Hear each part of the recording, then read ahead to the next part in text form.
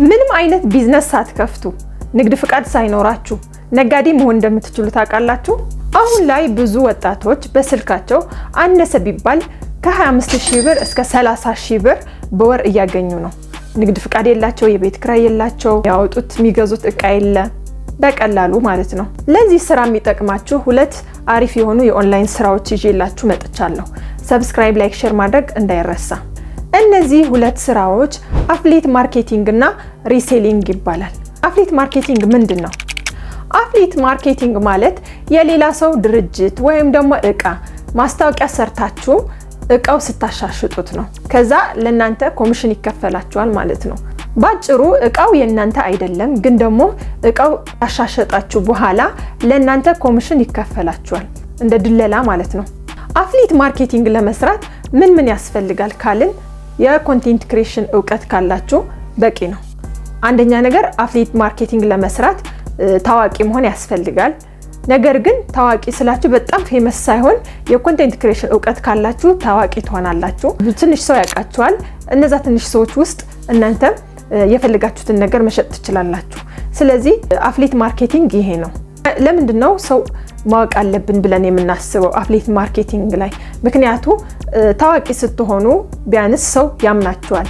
አዲስ ስትሆኑ ግን ትንሽ እምነት ላይኖራቸው ይችላል ማለት ነው። እና ለዚህ ነው አፍሊት ማርኬቲንግ እንዴት ነው የሚሰራ ካልን፣ አፍሊት ማርኬቲንግ የሚሰራ ከሆነ ድርጅት ጋር ተስማማላችሁ። ያንን ድርጅት የራሳችሁ የብቻችሁ የሆነ ሊንክ ይሰጣችኋል።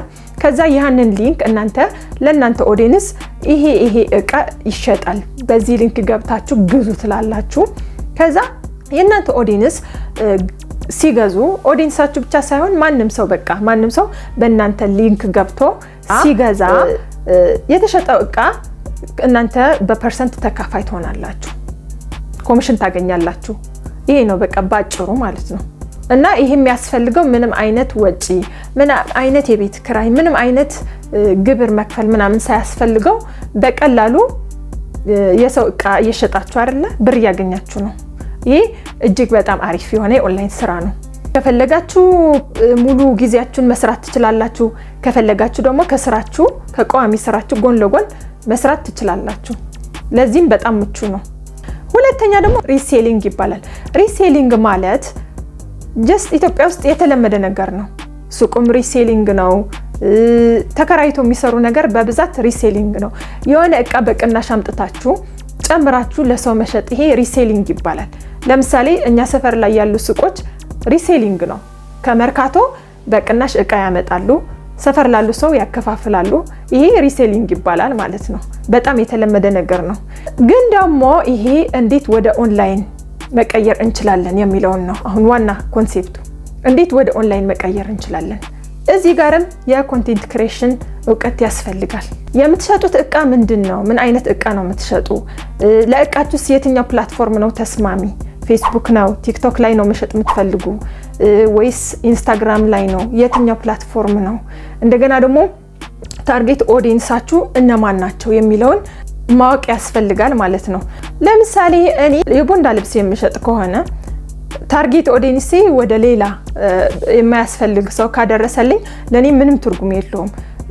እኔ ቦንዳ መሸጥ ከሆነ ቦንዳ መግዛት ወደሚፈልጉ ሰዎች ብቻ እንዲደርስ ነው የምፈልገው።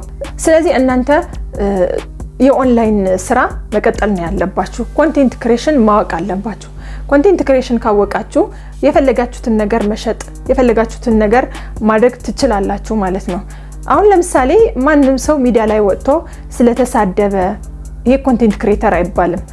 እንደገና ደግሞ የሆነች ልጅ መጣ ሚዲያ ላይ ወጥታ ስለደነሰች ወይም ሊፕሲንክ ስላደረገች ኮንቴንት ክሬተር አይባልም።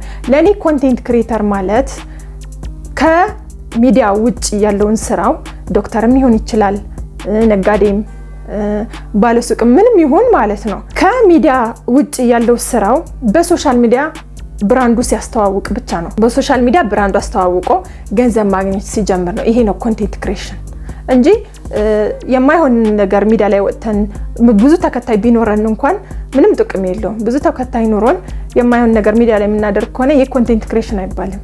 በቃ ኮንቴንት ክሬሽን ማለት በራሳችን ፈጠራ ብራንዳችን ያስተዋወቅን ገንዘብ የምናገኝበት ዘዴ ነው ማለት ነው። ስለዚህ እኔ ዛሬ ስለ አፍሌት ማርኬቲንግ እና ሪሴሊንግ ያለው ልዩነት በደንብ አስረድቻችኋለሁ። እናንተስ አፍሌት ማርኬቲንግ ነው ምርጫችሁ ወይስ ደግሞ ሪሴሊንግ? የትኛው ነው?